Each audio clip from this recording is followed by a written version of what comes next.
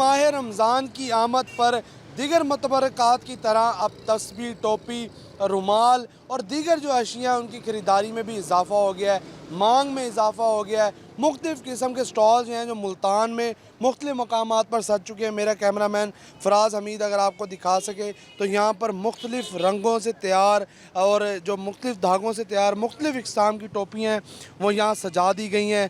मिसवाक सजा दी गई है, इसी तरह इत्र की शीशियाँ सजा दी गई हैं।